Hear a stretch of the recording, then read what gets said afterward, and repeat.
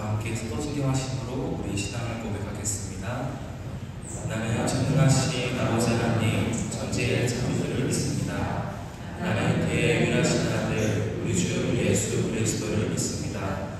그는 성령으로 잉태되어 동정녀 마리아에서 나시고 본디오 빌라도에게 고난을 받아 십자가에 못 박혀 죽으시고 사사흘째 사흘 만에 죽은 자 가운데서 다시 살아났으며 하늘에 오시려 전능하신 아버지 하나님 우편에 앉아 계시다가 거기로부터 살아있는 자와 죽은 자를 심판하러 오시구나.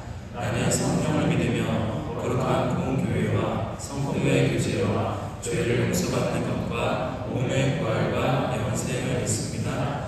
아멘. 할렐루야. 오늘 열린 찬양 예배에 오신 여러분들 진심으로 환영하고 축복합니다. 이번에 드리는 세 번째 열린 찬양 예배인데요. 오늘은 첫 번째로 서로를 축복하면서 나아갔으면 좋겠습니다. 손을 들고 서로를 바라보면서 함께 하나님의 사랑이 찬양하심으로 서로 축복하며 나가겠습니다.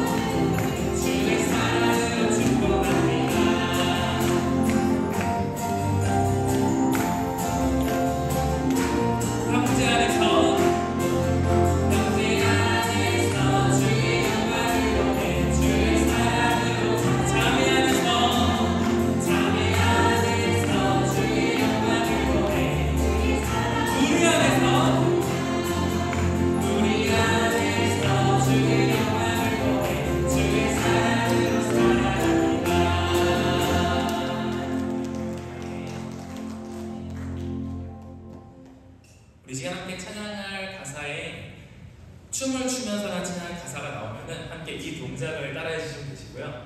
손뼉쳐라는 가사가 나오면은 함께 박수 쳐주시면 되세요. 함께 찬양하겠습니다.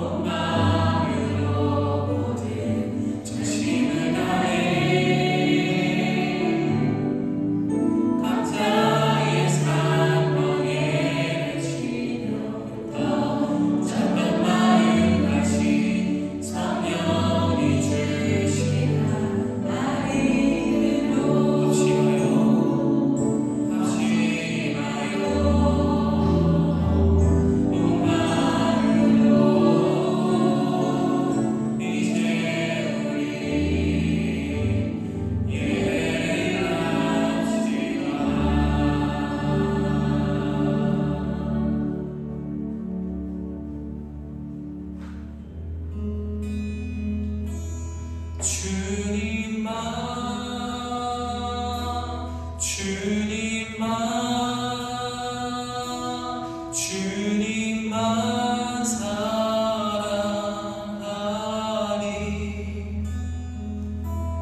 나의 왕 나의 주님 주님을 더욱 알기 원해. 나 주님께 오직 주께 경배하네. 거룩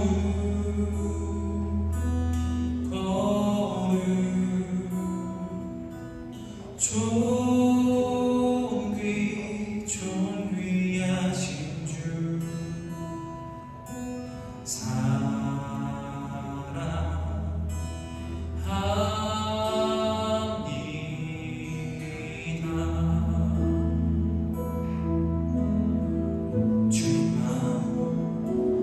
주님만 주님만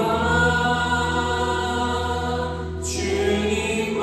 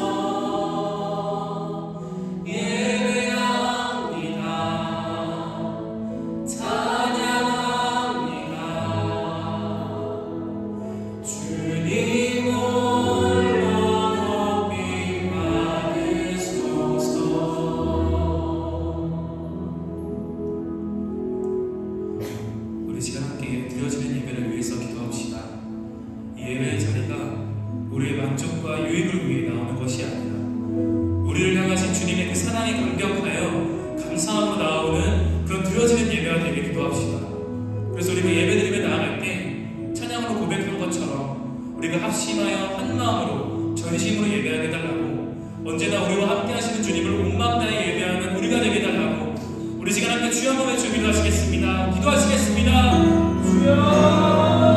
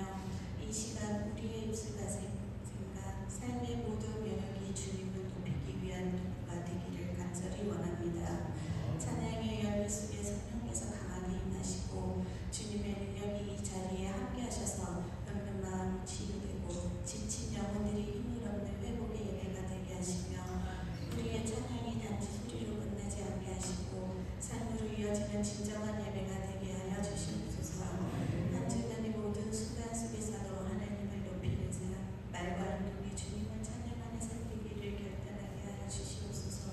말씀을 전하신 목사님에게 성령의 이름을 부으심을 더하여 주시고 그 입술을 통해 하나님의 뜻이 온전히 선포되게 하옵소서. 말씀을 통해 회복받고 말씀을 통해 도전받으며 세상의 기준이 아니라 하나님의 말씀으로 살아가기를 결단하는 시간이 되게 하시고 성령의 감동으로 충만한 말씀의 은혜가 예배 가운데 흘러넘치게 하여 주시옵소서. 감사드리며 이 모든 말씀 우리 주 예수 그리스도의 이름으로 기도드립니다. 아멘.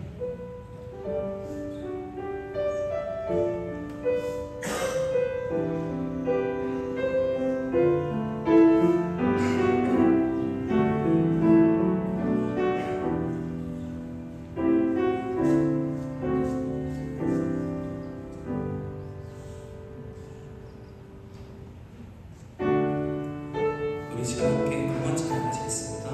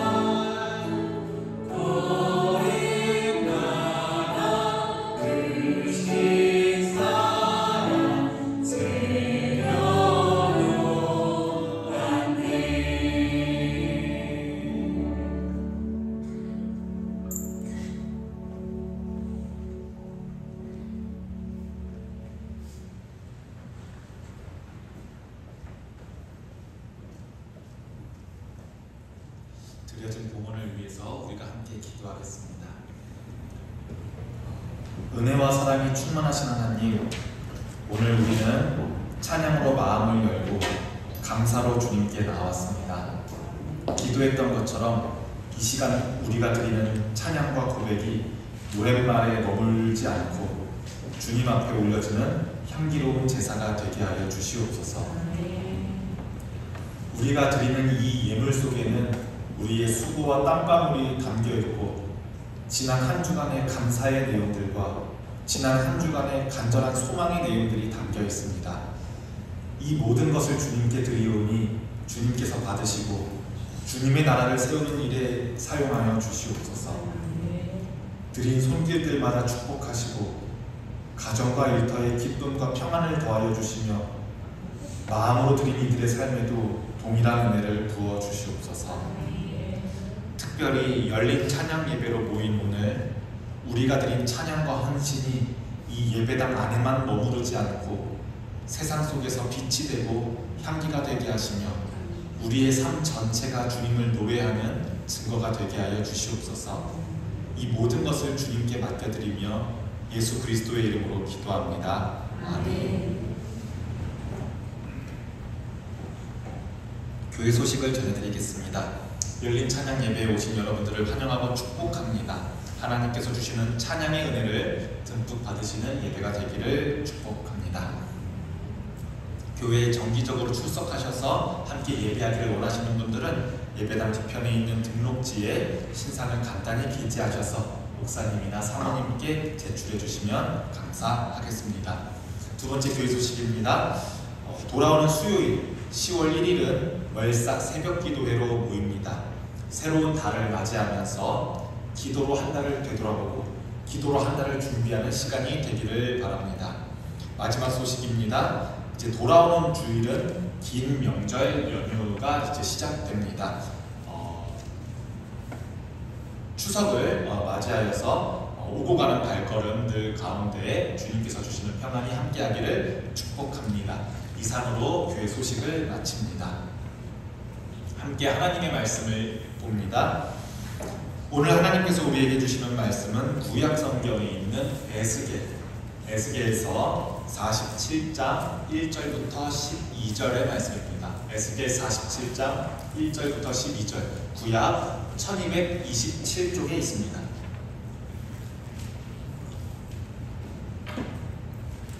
지금부터 하나님의 말씀을 낭독합니다. 여러분들에게 하시는 하나님의 말씀을 경청하시기 바랍니다. 이것은 하나님의 말씀입니다. 그가 나를 데리고 성전문에 이르시니 성전의 앞면이 동쪽을 향하였는데 그 문지방 밑에서 물이 나와 동쪽으로 흐르다가 성전 오른쪽 제단 남쪽으로 흘러내리더라. 그가 또 나를 데리고 북문으로 나가서 바깥길로 꺾어 동쪽을 향한 바깥문에 이르시기로 본즉 물이 그 오른쪽에서 스며 나오더라. 그 사람이 손에 줄을 잡고 동쪽으로 나아가며 천척을 측량한 후에 내게 그 물을 건너게 하시니 물이 발목에 오르더니 다시 천척을 측량하고 내게 물을 건너게 하시니 물이 무릎에 오르고 다시 천척을 측량하고 내게 물을 건너게 하시니 물이 허리에 오르고 다시 천척을 측량하시니 물이 내가 건너지 못할 강이 된지라. 그 물이 가득하여 헤엄칠 만한 물이요 사람이 능히 건너지 못할 강이더라. 그가 내게 이르시되 인자야 네가 이것을 보았느냐 하시고 나를 인도하여 강가로 돌아가게 하시기로 내가 돌아가니 강 좌우편에 나무가 심히 많더라. 그가 내게 이르시되 이 물이 동쪽으로 향하여 흘러 아라바로 내려가서 바다에 이르리니 이 흘러내리는 물로 그 바다의 물이 되살아나리라. 이 강물이 이르는 곳마다 번성하는 모든 생물이 살고 또 고기가 심히 많으리니 이 물이 흘러 들어가므로 바닷물이 되살아나겠고 이 강이 이르는 가처의 모든 것이 살 것이며 또 이 강가에 어부가 설 것이니 엔게디에서부터 에네글라임까지 금을 치는 곳이 될 것이라. 그 고기가 각기 종류를 따라 큰 바다의 고기같이 심히 많으려니와 그 진펄과 개펄은 되살아나지 못하고 소금 땅이 될 것이며 강 좌우 가에는 각종 먹을 과실나무가 자라나서 그 그 잎이 시들지 아니하며 열매가 끊이지 아니하고 달마다 새 열매를 맺으리니 그 물이 성소를 통하여 나옵니다. 그 열매는 먹을만하고 그 잎사귀는 약 재료가 되리라. 아멘.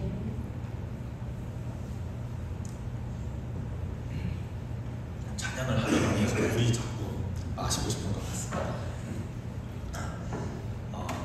오늘 이 시간에는 지금 이 시간부터는 하나님의 말씀을 우리가 서로 나누는 시간이 되면 좋겠습니다. 우리 서로 이렇게 인사하면 좋겠습니다. 내가 은혜 많이 받는 게 아니라 당신이 은혜 많이 받았으면 좋겠습니다 하시면서 은혜 많이 받으세요 라고 우리 앞뒤에 있는 분들에게, 옆에 있는 분들에게 한번 인사하면 좋겠습니다. 은혜 많이 받으세요. 서로 상대방이 은혜 많이 받기를 축복하는 마음이 우리들의 마음 안에 가득하기를 축복합니다. 내가 올해는 꼭 성경을 처음부터 끝까지 일독을 한번 꼭 읽어보리라 다짐하시는 성도님들께서 보통 맞이하시는 1차 고비가 있는데요. 그 고비가 레위기입니다.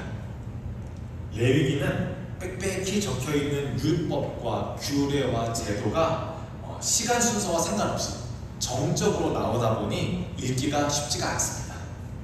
그리고 1차 고비가 끝나면 이제 다음부터는 역사 얘기는 흥미진진하잖아요. 역사 이야기가 이어지며 흥미롭게 읽다가 두 번째 큰 고비를 맞이하게 되는데 바로 에스겔이라고 하는 예언서입니다. 신학생들 중에서도 에스겔 읽기가 참 어렵다고 말하는 신학생들이 많이 있습니다. 왜냐하면 에스겔은 자기가 꾼 꿈과 자기가 꾼 환상을 그림처럼 묘사하는, 시각화하는 내용이 에스겔의 대부분의 내용이기 때문입니다. 예를 들어볼까요? 얼굴을 알아볼 수 없는, 얼굴은 밝게 빛나서 얼굴이 어떤 모양인지 알 수 없는 거대한 하나님이 4마리의 동물과 수레바퀴 위에 앉아 계신 환상의 모습이라든지, 죽어있는 마른 뼈들이 영화 장면처럼, 부활하는 장면처럼, 죽어있는 마른 뼈들이 영화 장면처럼 일어나서 해골 군대가 되는 장면이라든지, 그리고 오늘 본문에서 나온 성전에서 조그만 물이 흘러나와 넘치고 넘쳐서 강이 되는 꿈까지, 이렇게 에스겔은 시각적인 연출이 굉장히 뛰어난 책입니다. 그런데 문제는 뭐냐 하면요, 우리가 이 환상들을, 우리가 이 꿈들을 자꾸 암호풀이하는 것처럼 세세하게 해석하려고 하는 데서 그 문제가 있습니다.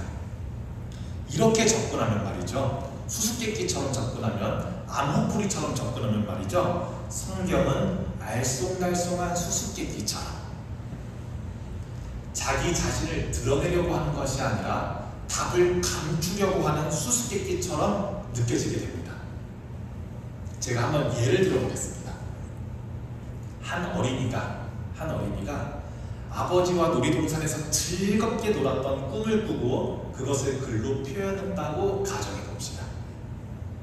그 아이에게 아버지가 빨간 옷을 입었어, 파란 옷을 입었어, 회전목마 먼저 탔어, 아니면 바이킹 먼저 탔어, 이렇게 신문하듯이 꼬치꼬치 묻고 분석하는 방식으로는 이 꿈의 의미를 절대 이해할 수가 없을 겁니다. 이것은 꿈을 읽는 어리석은 방식 중 하나라고 볼 수 있겠습니다. 정말 그 꿈을 잘 해석하는 사람은 이렇게 말할 겁니다. 아이의 말을 잘 듣고, 와, 너 아버지와 함께 놀았던 그 시간이 너무너무 즐거웠구나, 너 그런 날이 다시 오기를 아주 간절히 바라고 있구나, 이렇게 말하면서 아이를 꼭 안아주고, 그러면 이번 주말에는 온 가족이 놀이동산에 놀러가자 라고 말하는 것이 이 꿈을 지혜롭게 해석하는 사람일 겁니다. 오늘 우리가 본 에스겔의 꿈의 내용도 마찬가지일 겁니다. 성전의 동쪽과 남쪽 방향에 숨겨져 있는 의미가 무엇인지, 어떤 사람이 줄을 잡고 성전으로부터 천척을 측정했다고 하는데 그 줄의 속뜻은 무엇이고 왜 천척씩 측정했는지를 탐구하려고 한다면, 이렇게 접근하면 그 성경은 그 의미가 꽁꽁 숨겨진 암호처럼 될 겁니다. 오히려 오늘 우리는 에스겔의 마음을 살펴보면서, 에스겔의 마음에 공감하면서 에스겔이 꾼 꿈과 환상이 어떤 소망을 품고 있는지, 그리고 여기 있는 우리에게 어떤 소망을 전해주는지 말씀을 은혜로 나누는 것이 참 중요하다고 할 수 있겠습니다. 그러면 우리 한번 에스겔의 마음을 한번 들여다봅시다. 에스겔이라고 하는 사람은요, 남성인데요, 이사야보다, 예레미야보다 뒤에 활동한 예언자입니다. 에스겔은 어떤 가문에서 태어났냐면 제사장 가문에서, 아마 레위지파 출신이겠죠. 제사장 가문에서 태어났고, 할아버지가 그랬던 것처럼, 아버지가 그랬던 것처럼 제사장이 되기 위해 어렸을 때부터 율법을 공부하고 제사를 연습하는 그런 젊은 패기의 20대의 견습 제사장이었습니다. 왜 견습 제사장이었냐면, 우리나라 한국교회에서도 만 30세 이상이 되어야 목사 안수를 받을 수 있고, 저도 30세가 돼서야 목사 안수를 받았는데요, 유대인들도 30세가 되어야 제사장 안수식을 받을 수가 있었습니다. 그러니 에스겔은 많이 배우긴 했지만 아직은 견습 제사장이었습니다.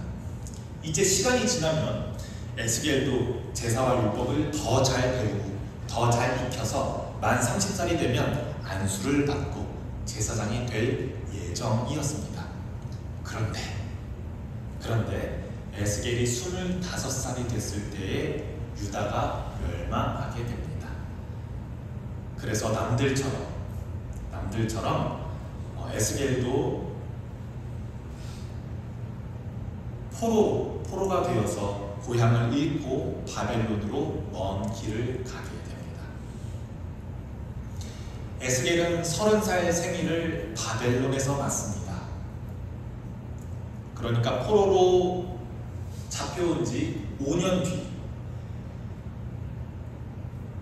만약 나라가 멸망하지 않았더라면, 만약 지금 내가 여기 바벨론에 있지 않고 유다 땅에, 예루살렘에 있다면 아마 에스겔은 30살 생일을 맞아 고향에서 가족들의 축하를 받고 선배 제사장 선배님들의 축복과 함께 머리에 안수를 받고 꿈에 그리던 제사장직을 예루살렘 성전에서 아마 시작했을 겁니다. 나라가 멸망하지만 않았더라면 말이죠. 그런데 지금 그가 있는 곳은 어디입니까? 바벨론입니다. 이 30살 생일을 맞이하는 에스겔의 마음이 얼마나 씁쓸했겠습니까? 지금쯤이면 안수식하고 있을 때겠지? 라는 생각이 아마 에스겔의 마음에 가득했을 겁니다. 아마 습관적으로 서쪽을 바라보고 있었을 거예요. 왜냐? 거기에 내 고향, 거기에 내가 일할 성전, 거기에서 이뤄질 안수식을 상상하면서 서쪽을 바라보면서 씁쓸한 마음을 가지고 있었을 겁니다. 그런데 이렇게 습관적으로 서쪽을 바라보면서 씁쓸한 마음을 가지고 있는 에스겔에게 얼마 지나지 않아 천천경력 같은 소식이 들려옵니다.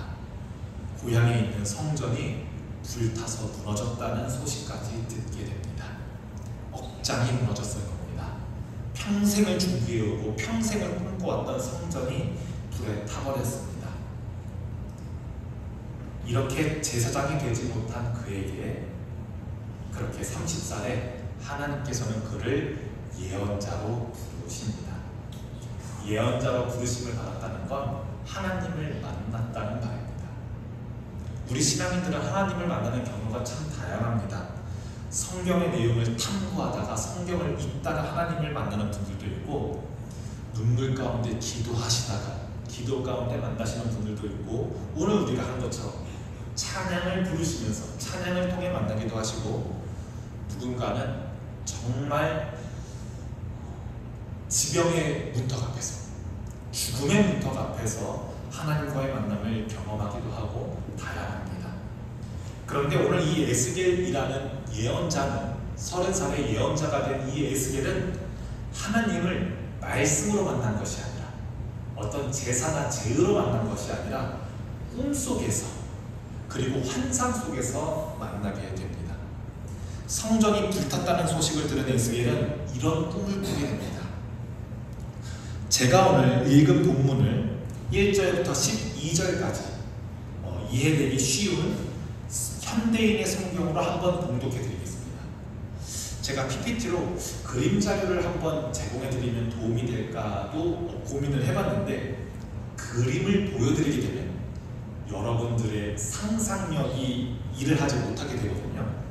한번 여러분들의 문학적인 상상력을 동원해서 여러분들의 머릿속에 에스겔이 꾼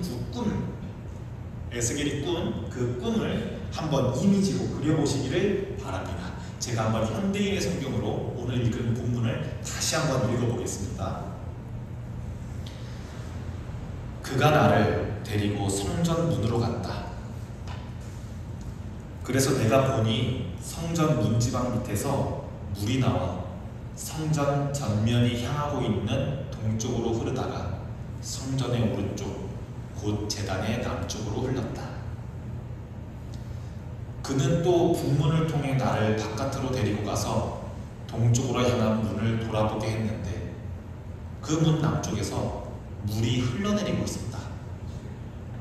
그 사람이 손에 줄자를 들고 동쪽으로 나아가면서 525m를 측량한 다음 나에게 그 물을 건너게 하였다. 이때 물은 겨우 내 발목에 닿을 정도였다. 그가 다시 525m를 측량하고 나에게 물을 건너게 했을 때는 물이 무릎에까지 찼으며, 다시 525m를 측량하고 나에게 물을 건너게 했을 때는 물이 허리까지 찼다. 그는 다시 525m를 측량하고 나에게 물을 건너게 하였다. 이번에는 그 물이 걸어서는 건널 수 없고 헤엄을 쳐야만 건널 수 있는 깊은 강이 되었다. 그때 그는 나에게 사람의 아들아, 네가 이것을 보았느냐, 잘 보았느냐 하고 물었다. 다음으로 그는 나를 데리고 강변으로 갔다. 내가 그곳에 가서 보니 양쪽 강변에 많은 나무들이 있었다. 그때 그가 나에게 말하였다. 이 물은 동쪽 지방으로 흘러 요단 계곡을 지나 사해에 이른다. 이 물이 사해로 흘러 들어가면 사해의 그 짠 물이 단물이 될 것이다. 이 강물이 흘러 들어가는 곳마다 모든 생물과 물고기가 번성할 것이며, 이 물이 흐름으로 사해의 물이 담수가 되고 이 강물이 흐르는 곳에는 모든 것이 살 것이다. 그 해안에는 어부들이 있을 것이며 엔게디에서부터 엔에글라임까지 어부들이 그물을 펴서 말리는 곳이 될 것이다. 그리고 그곳에도 지중해에 있는 물고기와 같은 많은 종류의 고기들이 있을 것이다. 그러나 그 해변의 늪과 습지는 회복되지 못하고 소금의 원천으로 남게 될 것이다. 그리고 그 강의 좌우측 기슭에는 모든 종류의 과일 나무가 자랄 것이며 그 잎이 시들거나 열매가 맺히지 않는 일이 없고 달마다 싱싱한 과일을 맺을 것이다. 이것은 그 강물이 성소에서부터 흘러내리기 때문이다. 그리고 그 과일은 다 먹을 수 있는 것들이며 그 잎은 약초로 쓰일 것이다. 아멘. 여러분, 현대인의 성경으로 읽어보시니 에스겔의 꿈속 그림이 잘 그려지시죠? 여러분들이 가지고 있는 성경 뒤에는 거의 대부분의 성경은 이스라엘 지도를 가지고 있는데, 예루살렘, 수도 예루살렘의 동남쪽에 동그란 타원 모양으로 사해, 그러니까 이름 그대로 죽음의 바다가 있거든요.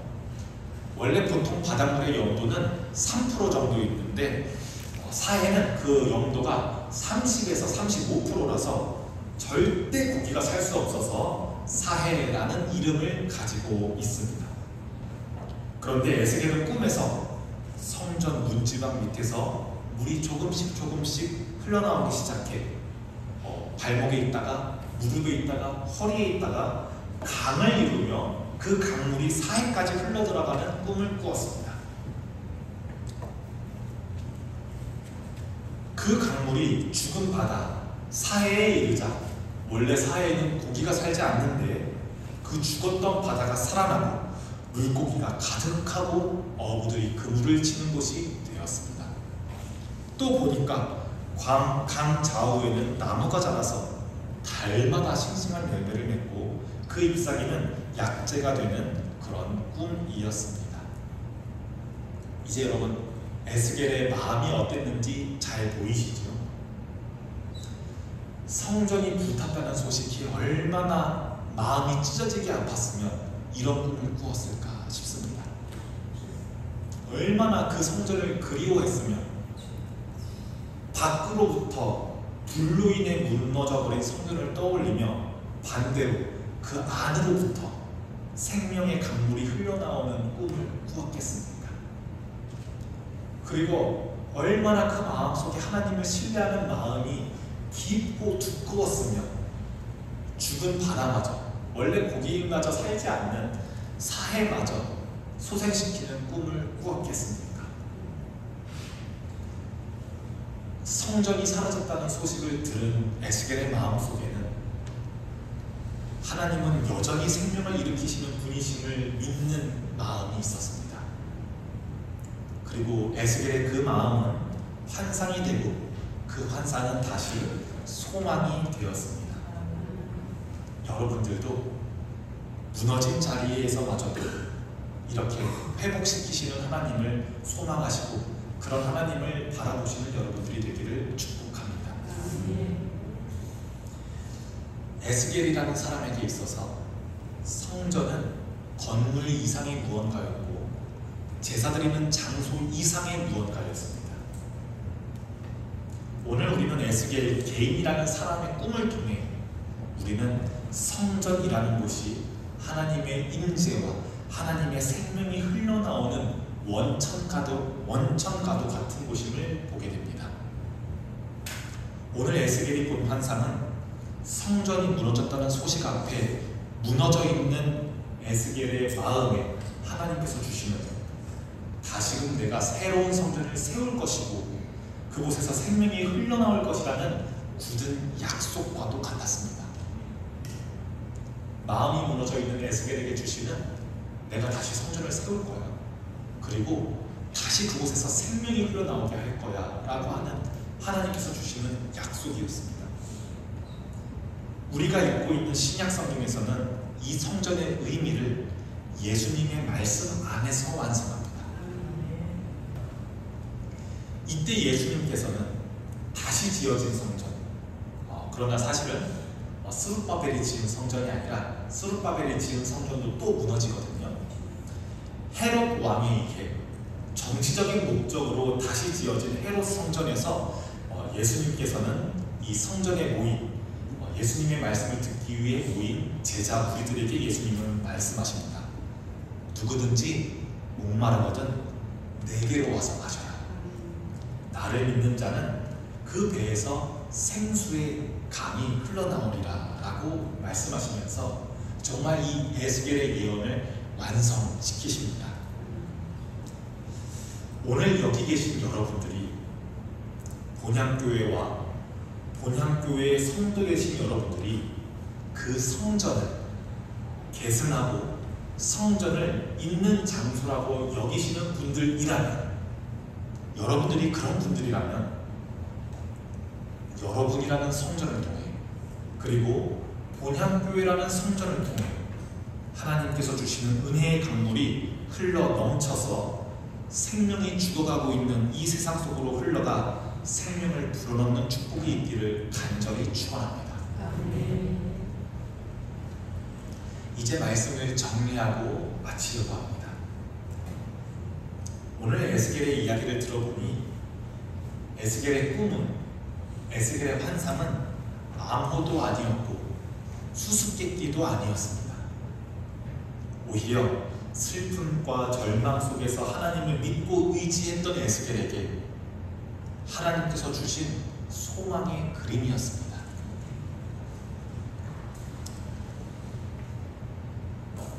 하나님의 은혜는 정말로 이 꿈과 같습니다. 하나님의 은혜는 처음에는 작은 물줄기처럼 보이겠지만 점점 크고 깊어져 큰 강이 되고 마침내 죽은 바다까지도 살려냅니다. 오늘 우리들의 마음 안에도 그리고 이 교회 안에도 물이 흘러넘친 같이 하나님의 은혜가 가득 흘러넘쳐 메마른 곳마다 다시 숨을 쉬고 죽은 곳마다 새로운 생명이 움트면서 낙심한 영혼마다 소망이 일어나기를 주님의 이름으로 간절히 축원합니다. 기도하겠습니다.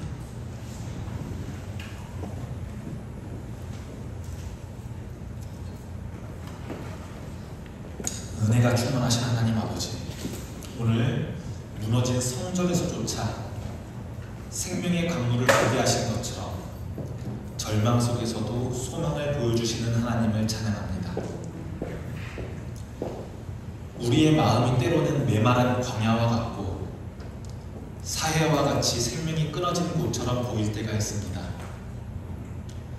그러나 주님께서 흘려보내시는 은혜의 강물이 들어올 때 죽은 것도 살아나고 메마른 것도 소생함을 믿습니다. 주님, 우리 안에 그 은혜의 강물을 가득 채워주시옵소서. 우리의 가정과 일터에 그리고 이 교회와 세상 속에 생명의 물이 흘러넘치게 하여 주시옵소서. 우리의 손과 발을 통하여 메마른 땅에 생명이 자라나고 끊어진 관계 속에서 화해가 열매 맺으며 죽음의 자리에서조차 새로운 창조의 역사가 일어나게 하여 주시옵소서. 물이 흘러넘침 같이 우리의 삶과 교회 속에 주님의 은혜가 흘러넘치도록 주님 인도하여 주시옵소서. 예수 그리스도의 이름으로 기도합니다. 아멘.